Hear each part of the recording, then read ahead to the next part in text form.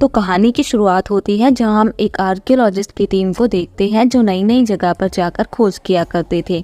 ऐसी चीज़ों के बारे में पता करते थे जिनके बारे में कोई भी नहीं जानता हो। आज उन्होंने एक गुफा के अंदर जाना था, मगर तभी उनकी नज़र एक पुरानी चर्च पर पड़ती है जो कि एक ऊंची चट्टान पर बना हुआ था और काफ़ी पुराना भी था। अब उसी को देखने के लिए आर्कियोलॉजिस्ट की टीम ऊंचाई पर चढ़कर चर्च की तरफ बढ़ती है, जहां पर इन्होंने बहुत ही पुराने ज़माने की चीज़ें को देखने को मिलती है। वो चीज़ें उन्हें बहुत अलग लग रही थी, वो उसमें खो जाते हैं। अब उनके दिल में ही और ऐसी चीज़ें देखने की ख्वाहिश जाहिर होती है, इसलिए अब वो चर्च के अंदर जाने का सोचते हैं और फिर उसमें एक धमाका करते हैं ताकि आगे का रास्ता खुल सके। मगर बॉम्ब पहले ही फट जाता है, जिस वजह से चर्च की बिल्डिंग सारी की सारी गिर जाती है, क्योंकि वो बहुत पुरानी होती है। धमाके की वजह से आर्कियोलॉजिस्ट की पूरी टीम नीचे आकर गिरती है, मगर उन्हें ज़्यादा चोट नहीं आती। पर उन्हें वहाँ पर कोई अजीब सी आवाज़ सुनाई देती है। वो आवाज़ किसकी थी कोई भी नहीं जानता। अगले सीन में हमें आर्कियोलॉजिस्ट की एक और टीम दिखाई जाती है जो उस गुफा में जाने की तैयारी कर रही थी जहाँ पर पहले वाली टीम गई थी। जो हमने कुछ कहानी की शुरुआत में देखा, वो ये वक्त हमें अब 4 साल आगे का दिखाया गया है, लेकिन कोई भी इस बात के बारे में नहीं जानता कि पिछली वाली टीम कहाँ गई, कहाँ पर गायब हो गई। इस बात का किसी को कुछ भी नहीं पता था। अब इस टीम को उस गुफा की गहराई में जाना था जहाँ पर बहुत सारा पानी था, इसलिए टीम का हेड एक बहुत ही बेस्ट तैराकों के ड्राइवर की टीम से बात करता है जो तैरने में माहिर थी। वो बताता है कि इस केस के बारे में बस यही सुना है, जो भी वहाँ गया है लेकिन वो वापस नहीं आया। ये बात सुनकर वो टीम घबरा जाती है, मगर इस काम के लिए उन्हें बहुत अच्छे पैसे मिलने वाले थे, इसलिए वो गुफा में उनके साथ जाने के लिए तैयार हो जाती है। जब वे सारी टीम हेलीकॉप्टर से उस जगह पर पहुंचते हैं तो उन्हें वहां पर पुरानी टीम के जूते भी मिलते हैं जो 4 साल पहले यहां पर आए थे। स्कूबा ड्राइवर की टीम का एक लड़का जिसका नाम टेलर होता है, वो वहां पर डॉक्टर कैथरीन से बात करता है। ये लोग आपस में ही हर चीज़ का प्लान बना रहे थे जिसका नाम जैक होता है। वो अपनी टीम को बताता है कि हम केस में पूरे 18 दिन तक रहेंगे और आहिस्ता आहिस्ता वहाँ से अजीबोगरीब चीज़ों को बाहर भेजेंगे, इसलिए हर कोई अपना सामान चेक कर लेगा कि कल को कोई गड़बड़ ना हो। अब वहाँ पर एक डॉक्टर आता है, वो सब को कुछ अजीब चीज़ें दिखाता है जो इन्हें गुफा के अंदर मिली थी, जिसमें कुछ एंटिक्स चीज़ें भी थी और कुछ अजीब तस्वीरें भी। उन्हें देखकर लग रहा था कि जैसे ये तस्वीरें किसी अजीब से क्रिएचर की हो। वो यहाँ पर सबको एक कहानी सुनाता है जो आसपास के गांव में मशहूर थी। वो कहानी ये थी कि जो इस शहर का राजा था वो भी इस गुफा में गया था, क्योंकि उसे ये खबर मिली थी कि वहाँ कई टन सोना छुपा हुआ है। वो राजा जब गाँव में गया तो उसके पास कभी वापस नहीं आया। लोगों का ये भी कहना है कि इस गुफा में कोई अजीब सा क्रिएचर रहता है। जैक को ये सारी कहानी सुनकर उन बातों पर यकीन नहीं आता, मगर डॉक्टर जैसे कहानी बता रहा था उसकी बातों से ऐसा लग रहा था कि उसमें कुछ तो सच्चाई ज़रूर है, इसलिए इन्हें संभाल कर रहना होगा। अब अगले दिन सारी टीम एक एक करके गुफा के नीचे उतरती है। हम केव का नज़ारा देखते हैं जो कि बहुत बड़ी थी और खौफनाक किस्म की। उस गुफा में नुकीली चट्टानें भी थी, बीच में पानी था जो बहुत गहराई में था। यहाँ पर पहुंचकर जैक सबसे पहले अपनी टीम में से एक साथी को नीचे पानी में भेजता है, जो वो तैर कर नीचे जाता है। वो पहले तो उस पानी में कोई चीज़ नहीं मिलती, लेकिन थोड़ा सा आगे जाने पर उसे सूखी जगह नज़र आती है। वो वहाँ पर रुक जाता है और अपनी टीम से बात करता है। जैक की टीम अपने साथी को मॉनिटर स्क्रीन पर देख रही थी, तभी उसके साथी के पास किसी अजीब सी किस्म का जानवर आता है जिसके साथ वो खेलने लगा था, लेकिन वो काफ़ी नरम था। ये सबको जैक की टीम के लोग देख रहे थे, इसलिए अब वो अपने साथी को पानी की गहराई में थोड़ा और अंदर जाने को कहता है। जब जैक का साथी पानी की गहराइयों में थोड़ा और अंदर जाता है तो उसे कुछ हलचल महसूस होती है। इस बारे में वो अपनी टीम को भी बताता है, पर अचानक से जैक का साथी डर जाता है।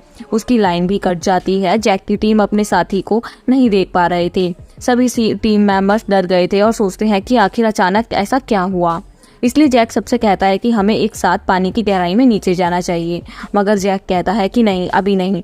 अब वो अपने दूसरे साथी को जाने को बोलता है ताकि वो जाकर अपने पहले साथी के बारे में पता कर सके। टॉयलर जो कि एक जैक का भाई था, जिसको हमने कहानी की शुरुआत में देखा, वो फिर से जैक से कहता है कि हम सबको मिलकर जाना चाहिए, पता करने की अंदर क्या हो रहा है, आखिर क्या खतरा है। इसलिए जैक टेलर की बात मान लेता है। अब ये आधे लोग पानी की गहराई में जाते हैं। बीच में जो नायाब चीज़ें उन्हें दिख रही थी वे उसके साथ तस्वीरें भी ले रहे थे, और जो कुछ अनमोल चीज़ें उन्हें मिलती है वो अपने पास रख लेते हैं।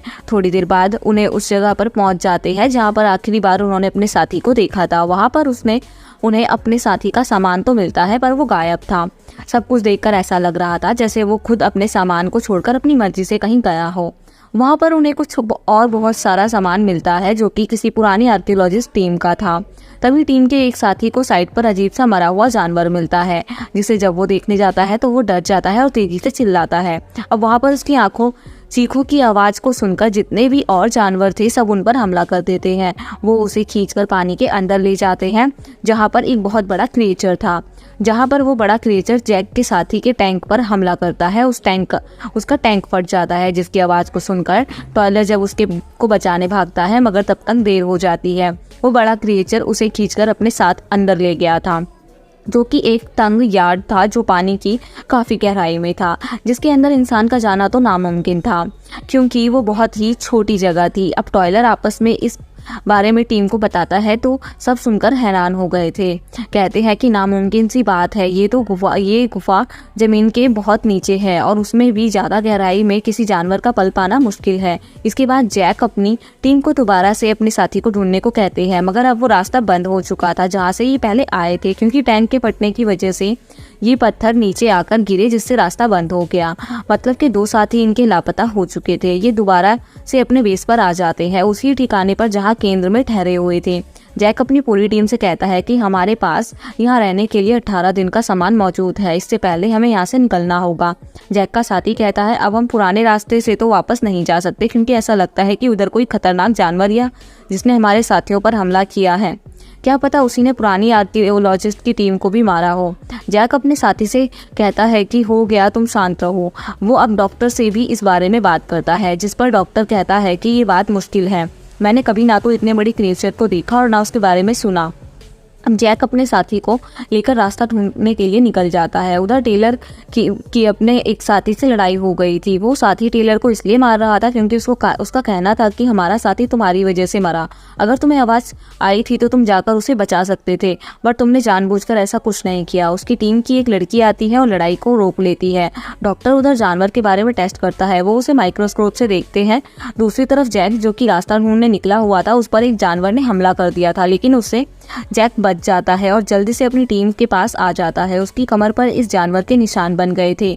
उसका एक टेंटिकल जैक के साथ ही आ गया था, जिससे टीम जैक के शरीर से निकाल देती है। डॉक्टर उसका टेस्ट करते हैं। टीम की डॉक्टर कैथरीन बताती है कि ये किसी किस्म का पैरासाइट है जो जमीन में जम लेने वाला कीड़ा है। इसका काम मरे हुए इंसानों को खाना है। इसके सूंघने की और सुनने की ताकत बहुत तेज होती है। ये इतना बड़ा कैसे हो सकता है, अजीब बात है। डॉक्टर कहती है कि हो सकता है यहाँ पर कोई ऐसे जानवर अरसे से पल रहे हो या गुफा में कितनी पुरानी है, किसी को भी इस बारे में नहीं पता। सब सुनकर जैक कहता है कि हमें जल्दी से यहाँ से निकलना चाहिए, मगर उसके साथी उसे वहाँ रुकने को कहते हैं क्योंकि उस जानवर की वजह से उसकी कमर में खून निकल रहा था। सब उसे मना करते हैं मगर वो नहीं मानता। सबको अपने साथ लेकर एक दूसरे रास्ते की खोज में निकलता है जहाँ से बाहर जा सके। एक साथ आगे बढ़ रहे हैं, ठीक है, तभी रास्ते में जाते हुए एक पुरानी आर्कियोलॉजिस्ट टीम की हड्डियां मिलती है, जिनमें उस जानवर के दांतों के निशान थे जिसने जैक को भी काटा था। सारी टीम जैक की बात मानकर आगे बढ़ रही थी, मगर अब जैक की चोट बढ़ने लगी थी। अब जब जैक की टीम चट्टान पर चढ़ रही थी तो एक साथी कहता है कि मुझे लगता है हम गलत रास्ते पर चल रहे हैं, क्योंकि मुझे कोई पानी की आवाज़ नहीं आ रही। तो जैक कहता है तुम चलते रहो, मुझे आवाज़ आ रही है। थोड़ा ऊपर पहुंचने के बाद पानी मिल जाता है। जैक उसके अंदर गन को डालकर देखता है ये पानी कितना गहरा है। उसे पता चलता है कि पानी गहरा है। वो अपने साथियों से कहता है कि कुछ देर हम यहाँ पर आराम करेंगे, जिसके बाद हम पानी में उतरेंगे। तभी यहाँ पर एक साथी से इसकी लड़ाई हो जाती है, क्योंकि वो मुश्किल घड़ी में भी सब कुछ रिकॉर्ड कर रहा था। फिर सब आराम से बैठ जाते हैं और जैक को अजीब से दौरे पड़ रहे थे। उसके साथी उसके बारे में बैठे बात करते हैं, कहते हैं कि अब हमें जैक की फिक्र हो रही है, उसे कितना भी गुस्सा नहीं है, इतना कभी गुस्सा नहीं आया। उधर बैठा जैक अपने सभी लोगों की बातें सुन रहा था। ऐसा इसलिए था क्योंकि उसके जिस्म में कई बदलाव पैदा हो रहे थे। उस जानवर की काटने की वजह से उसके सुनने और सूंघने की शक्ति काफ़ी तेज हो गई थी। क्या अब जैक भी वैसा जानवर बनने वाला था या फिर कुछ और? फिर ये आराम करके के बाद निकल पड़ते हैं। अगले वाटरफॉल झरना था। जैक कहता है कि ये रास्ता क्रॉस करना है। कैथरीन कहती है कि मुझे लगता है कि ये रास्ता गलत है, मगर जैक उसकी बात को नहीं मानता, सबको अपने पीछे आने को कहता है। तभी कैथरीन किसी पैर पर किसी अजीब जानवर ने पकड़ लिया था, लेकिन कुछ देर बाद वो छोड़ देता है। फिर वो टीम अपनी के पास चली जाती है। वो कहती है कि नीचे कोई चीज़ है, फिर उन्हें वहाँ कोई अजीब क्रिएचर नहीं दिखता। दूसरी तरफ डॉक्टर भी एक क्रिएचर पर हमला कर देता है, जिसने जैक पर हमला किया था। वो एकदम से आकर डॉक्टर पर हमला कर देता है, उन्हें अपने साथ गुफा में ले जाता है। जैक डॉक्टर को पीछा करता है मगर नहीं बचा पाता। तभी जैक की नज़र उस क्रिएचर पर जाती है जिसकी जिस्म पर टैटू बना हुआ था। वो सोचता है कि शायद ये क्रिएचर पहले कोई इंसान हो, क्योंकि जानवर के शरीर पर टैटू नहीं होता। अब उसे भी अपनी फिक्र होने लगी थी, क्योंकि उसे भी एक क्रिएचर ने काटा था मगर किसी को कुछ नहीं बताता। अब कैथरीन उसको डांटती है कि मैंने तुम्हें कहा था ना कि ये रास्ता गलत है। जैक, तुम्हारी वजह से हम सब यहाँ पर फंसे और डॉक्टर की जान चली गई। आगे आकर वो एक जगह पर बैठ जाते हैं जहाँ पर पानी का बहाव तेज दिखता है। जैक वहाँ से जाने के लिए रुकता है और कहता है कि हम चट्टान के ऊपर से जाएंगे और बाहर निकलेंगे। तभी कैथरीन कहती है कि जैक अपने होश खो चुका है, वो नहीं जानता है वो क्या कर रहा है। अब हम में से किसी एक को टीम को लीड करना पड़ेगा। अब टेलर उसकी बात को अनसुना कर देता है और आगे बढ़ जाता है। अब आधे लोग कैथरीन की बातों को मानना चाहते हैं और आधे लोग जैक को सुनते हैं। अब जब एक लड़की जैक की बात सुनकर चट्टान पर चढ़ने की कोशिश करते हैं, तब अचानक से एक क्रिएचर उसके सामने आ जाता है और वो डर जाती है और नीचे गिर जाती है, लेकिन क्रिएचर उसको पकड़ लेता है और दबोच लेता है। अब उस लड़की के पास कोई रास्ता नहीं था, क्योंकि क्रिएचर उससे चिपक जाता है। अब वो लड़की को अपने सिलेंडर से ब्लास्ट कर देती है, जिससे दोनों की मौत हो जाती है। अब जैक उस लड़की को उठाकर ले आता है। सब दुखी होते हैं क्योंकि एक के बाद एक सब मरते जा रहे थे। तब जैक के शरीर में काफ़ी ज़्यादा बदलाव होने लगे थे, जिससे देख जैक और कैथरीन की बहस होने लग जाती है। अब ग्रुप दो भागों में बढ़ जाता है। जैक और टॉयलर और उसका एक साथी जैक के ग्रुप में थे, जबकि बाकी सभी मेंबर कैथरीन के साथ हो जाते हैं। जैक अपने लोगों को चट्टान के रास्ते ले जा रहा था, जहां उन्हें लाखों की संख्या में कंकाल और ढांचे मिलते हैं। ये वही जगह थी जहां राजा अपनी सेना के साथ सोना लेने आया था, लेकिन क्रिएचर उन्हें मार देते हैं। फिर इस गुफा को हमेशा के लिए बंद कर दिया गया था। अब जैक को वहां से ठंडा पानी आता हुआ दिखाई देता है। वो समझ गया कि हो ना हो ये बाहर निकलने का रास्ता है। वो सबको बुला ही रहा होता है कि अचानक उसे कुछ महसूस होने लगता है। तभी टॉयलर कहता है कि तुम आराम करो, मैं बुला कर लाता हूँ सबको। दूसरी तरफ कैथरीन अपने लोगों के साथ आगे बढ़ रही थी।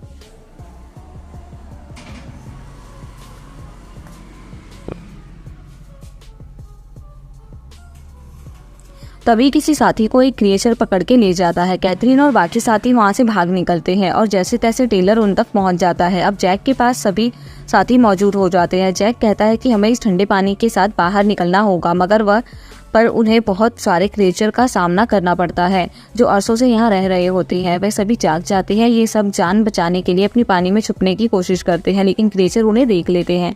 अब जैक उन क्रिएचर का सामना करता है और उन सबको पकड़ के मार रहा था, क्योंकि अब जैक में भी उनका खून था। अब जैक क्रिएचर और बॉम्ब को लेकर पानी में कूद जाता है।